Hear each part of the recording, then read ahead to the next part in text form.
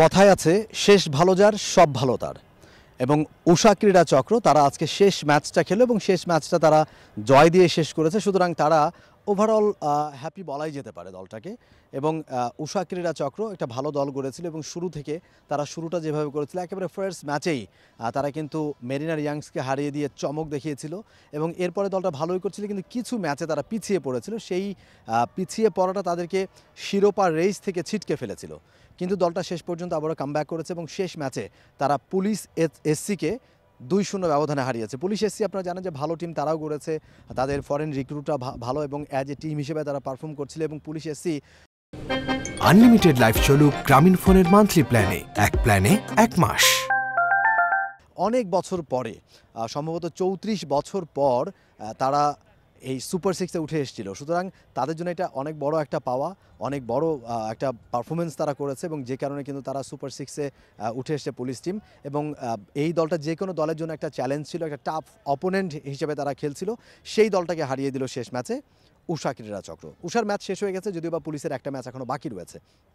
তবে উষা ক্রীড়া চক্র আরও হয়তো ভালো করতে পারতো, কিন্তু তারা ওই যে বললাম যে কিছু ম্যাচে তাদের কিছু ল্যাকিংস ছিল, সেই ল্যাকিংসগুলোর কারণে তারা আসলে চ্যাম্পিয়ন রেস থেকে তারা ছিটকে পড়েছে, শিরোপা রেস থেকে তারা ছিটকে পড়েছে। কিন্তু শেষটা তারা জয় দিয়েই রাঙালো এবং পুলিশ এসসিকে হারিয়েই তারা আসলে এখন যেই তাদের যে অবস্থানটা, তারা অর্থাৎ তারা 4 নম্বর দল, তারা এটা কনফার্ম করেছে যে তারা এই লিগে 4 নম্বর দল হিসেবে তারা লিগ শেষ করেছে। আমরা আসলে আলহামদুলিল্লাহ অনেক হ্যাপি যে আমরা 4 নম্বর পজিশনে আসতে পারছি। আর আমাদের টিম নিয়ে অনেক সবার আশা ছিল যে আমরা চ্যাম্পিয়ন ফাইট পর্যন্ত যাবো, ডে বাই ডে আস্তে আস্তে আসতেছিলাম, বাট কিছু কিছু মিস্টেকের কারণে আমরা আসতে পারি না। একটা টিম যখন একটা হকি খেলে একা খেলে না, এটা টিম গেম, আসলে এটা সবাই মিলেমিশে খেলতে হবে। এখন এখানে একজনের ল্যাকিংসের কারণে আমাদের এই মিস্টেকগুলো হয়েছে, যার জন্য আমরা লস করছি ম্যাচগুলো। কিন্তু এই ম্যাচে আসলে মাঠে নামার আগে, দুই দল মাঠে নামার আগে যেই ক্যালকুলেশনটা বলছিল যে ম্যাচটা অনেক বেশি টাফ হবে, অনেক বেশি কম্পিটিটিভ হবে এবং অনেকেই অবশ্য পুলিশ এসসির পক্ষেই বলছিলেন যে পুলিশ এসসি হয়তো এই ম্যাচে জিতে যাবে। কিন্তু হলো উল্টোটা, পুলিশ এসসি আগের ম্যাচগুলো যেভাবে খেলেছে, যেভাবে তারা কম্পিট করেছে, যেভাবে অপোনেন্টদেরকে প্রেশারে রেখেছে, বড় বড় সব দলকেই কিন্তু তারা প্রেশার ক্রিয়েট করার চেষ্টা করেছে দলগুলোর এগেনস্টে, কিন্তু উষার সাথে আজকে তারা দাঁড়াতেই পারেনি। উষার সাথে আজকে তারা সেভাবে চান্স ক্রিয়েট করতে পারেনি, কিংবা দলটাকে প্রেশারে রাখবার জন্য যেই ধরনের অ্যাটাকিং মাইন্ডসেট দরকার, যে ধরনের অ্যাটাকিং হকিটা দরকার, সেটা তারা খেলতে পারেনি। ওই জায়গায় তাদের আজকে অনেক ল্যাকিংস ছিল এবং তার একটা কারণ বোধহয় হতে পারে যে এই দলটাতে পারফর্ম করছিলেন, একবার শুরু থেকে ভালো পারফর্ম করছিলেন ইহতেশাম আসলাম, পাকিস্তানি হকি প্লেয়ার, এবং তিনি পাকিস্তান ন্যাশনাল টিমে খেলেন। তাকে কিন্তু পুলিশ এবার তারা অন্তর্ভুক্ত করেছিল এই দলে এবং প্রত্যেক ম্যাচেই আমরা দেখেছি যে ইহতেশাম আসলাম তিনি ব্যবধানটা করে দিচ্ছিলেন।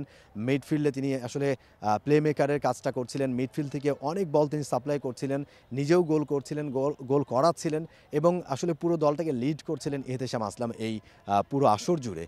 ইহতেশাম আসলাম আজকে তিনি খেলতে পারেন, তিনি ন্যাশনাল কলে, অর্থাৎ তিনি যেহেতু পাকিস্তান ন্যাশনাল টিমের প্লেয়ার, ন্যাশনাল টিমের ডাকে তিনি পাকিস্তান ফিরে গেছেন, দেশে ফিরে গেছেন, যে কারণে তিনি এই শেষ দুইটা ম্যাচে অর্থাৎ আজকে ম্যাচে তিনি খেলতে পারছেন না।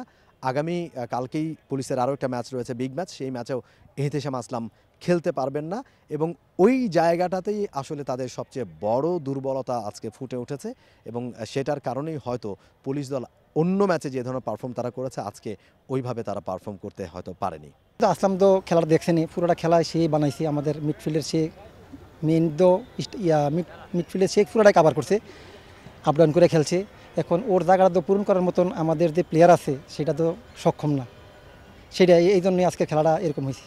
মেরিনার্স অনেক ভালো টিম, তো আমরা চাবো আর কি খেলাটা শুরুতে ওদের সাথে যে তাল মিলিয়ে খেলতে পারি আর কি, যে বেশি একটা যে পার্থক্য না হয়, মানে আগে যেভাবে খেলছি এভাবে খেলা সম্ভব না, কারণ কি আমাদের তো একটা প্লেয়ার নাই। তো আশা করি মোটামুটি ভালো হবে, খারাপ হবে না ম্যাচটা।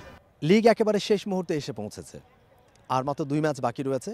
আগামীকাল লিগের শেষ ম্যাচ, অর্থাৎ 19 তারিখ আগামীকাল শুক্রবার বিকেল 4টায় প্রথম ম্যাচে পুলিশ এসসি তারা মুখোমুখি হবে সেখানে মেরিনার ইয়াংসের সাথে। ঢাকা মেরিনার ইয়াংসের সাথে পুলিশ এসসি মুখোমুখি হবে প্রথম ম্যাচে। সেই ম্যাচটা মেরিনার ইয়াংসের জন্য খুবই ভাইটাল একটা ম্যাচ। যদি তাদেরকে শিরোপার রেসে থাকতে হয়, অবভিয়াসলি ওই ম্যাচে জিততে হবে, পুলিশ এসসিকে হারাতেই হবে। এবং পুলিশ এসসির কথা তো আপনারা শুনছিলেন, দলের ক্যাপ্টেন জানাচ্ছিলেন যে আসলে তাদের ল্যাকিংসের কথা, তাদের দুর্বলতার কথা। তারপরেও পুলিশ এসসি প্রথম পর্বের একটা ম্যাচে কিন্তু মেরিনার্সকে রুখে দিয়েছিল, মেরিনার্সের সাথে 5-5 গোলে ড্র করেছিল ওই ম্যাচটা। সেটা তাদেরকে আত্মবিশ্বাস যোগাচ্ছে। আগামীকালকের ওই ম্যাচে আবারও তারা মেরিনার্সের সঙ্গে ভালো খেলতে চায়, মেরিনার্সকে রুখে দিতে চায়। কিন্তু কি হবে সেই ম্যাচটা, সেটা ম্যাচের পরেই আসলে আমরা জানতে পারবো। এবং সেকেন্ড ম্যাচ আগামীকাল, অর্থাৎ লিগের শেষ দিনের সেকেন্ড ম্যাচে মুখোমুখি হবে আবাহনী মোহামেডান। সেটাও বিগ ম্যাচ, এবং লিগের শিরোপা কে জিতবে সেটা জানতে হলে বা সেটা আসলে ডিসাইড করতে হলে শেষ ম্যাচ পর্যন্ত অপেক্ষায় থাকতে হবে। সেই ম্যাচটায় আসলে জয় পরাজয়ের উপরে। মোহামেডান যদি সেই ম্যাচে জিতে যায় তাহলে মোহামেডান চ্যাম্পিয়ন হয়ে যাবে, আবাহনী যদি জিতে যায় তাহলে তাদেরও চ্যাম্পিয়ন হওয়ার সুযোগ রয়েছে। এবং আবাহনীর যে জয় পরাজয়ের উপরে অনেক কিছু ডিপেন্ড করবে মেরিনার ইয়াংসের।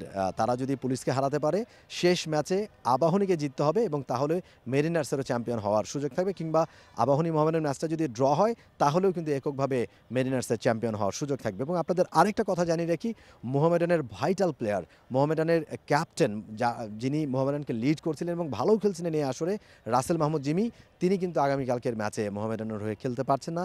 3টা ইয়েলো কার্ড রয়েছে তার, এবং এবারে লিগে যেটা নিয়ম যে 3টা ইয়েলো কার্ড থাকলে তার পরের ম্যাচ সেই প্লেয়ার খেলতে পারবেন না।